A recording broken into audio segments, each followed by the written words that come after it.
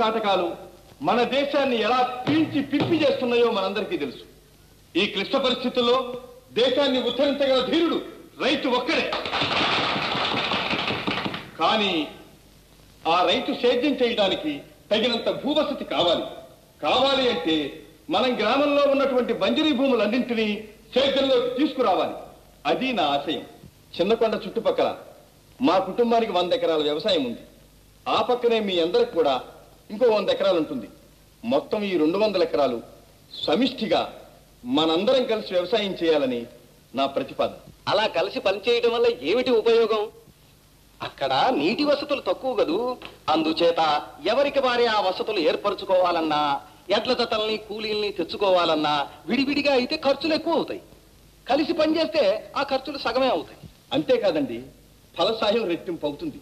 ఈ కోఆపరేటివ్ పద్ధతి వల్ల తక్కువ శ్రమతో మనందరం ఎక్కువ ఫలితాన్ని పంచుకోవచ్చు. అంతేకాకుండా మన వ్యవసాయానికి అవసరమైన పనిముట్లు అంటే ట్రాక్టర్లు, ఎరువులు అన్నీ మనకు అసలు ధరకే లభిస్తాయి. పంట చేతికి వచ్చిన తర్వాత ఖర్చులన్నీ మినహాయించి దామాషా ప్రకారం ఫలితాన్ని పంచుకోవచ్చు. ఈ పద్ధతి బాగానే ఉందే. అవును, కలిసి ఉంటేనే ఈ సౌకర్యాలన్నీ మనకు అందుబాటులో ఉంటాయి. అయ్యా ప్రెసిడెంట్ గారు, మేమంతా అంగీకరిస్తున్నాం. తమరే దీనికి కూడా బాధ్యత వహించి నడిపించాలి. అన్నిటికీ నేనే బాధ్యత వహించాలంటే ఎలా? మరీ మొహమాట పెడుతున్నారు. సరే, మీ ఇష్ట ప్రకారమే కానివ్వండి. అవసరమైన కాగితాలు రేపే తయారు చేస్తాను. మీరందరూ వచ్చి సంతకాలు పెట్టండి.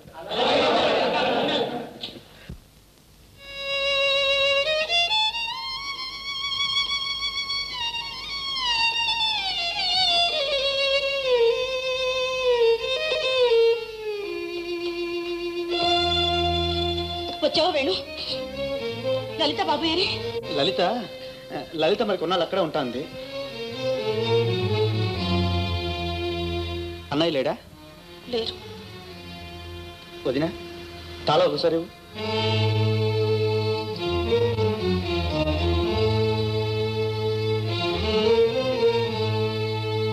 వేణు, అసలు ఏం జరిగింది వేణు? ఏం లేదు వదినా.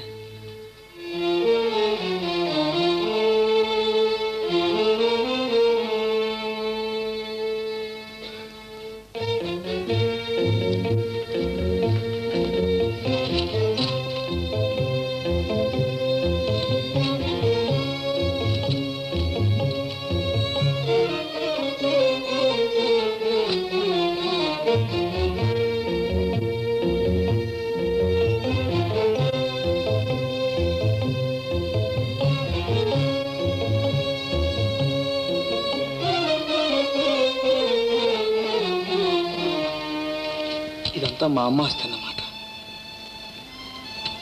అయితే మామయ్య చెప్పింది నిజమే.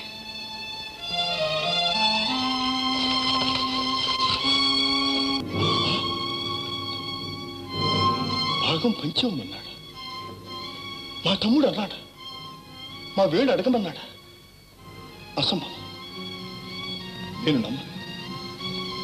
తరతరాల నుంచి ఉమ్మడిగా వస్తున్న కుటుంబం మాది. కలిసిమెలిసి ఆనందంగా ఉండటమే కానీ ఆస్తులు పంచుకోవటం మాకు అలవాట్లేదు. సరిగ్గా నేను అదే మాట అన్నా. అయినా వింటేగా, అతని పొట్ట అతందే. అసలు వాడికి బుద్ధి ఎందుకు కలిగింది? ఏమో, నిన్నటిదాకా నిక్షేపంలాగా ఉన్నాడు. నిద్ర లేచి ఈ పాట మొదలు పెట్టాడు. ఏమైనా సరే పంపకాలు జరిగి తీరాలని. నాకేదో భయంగా ఉంది. తమరు వచ్చి ఒక్కసారి తమ్ముడితో మాట్లాడకూడదు? మళ్ళీ చెప్తున్నాను, పంపకాలు అనేవి మా కుటుంబంలో జరగటానికి వీల్లేదు. అయినా వాడు వచ్చి నాతో ఒకసారి మాట్లాడమని చెప్పండి. సరే, నేను మాత్రం ఏం చేస్తాను? ఈ మాట అక్కడ చెబుతా.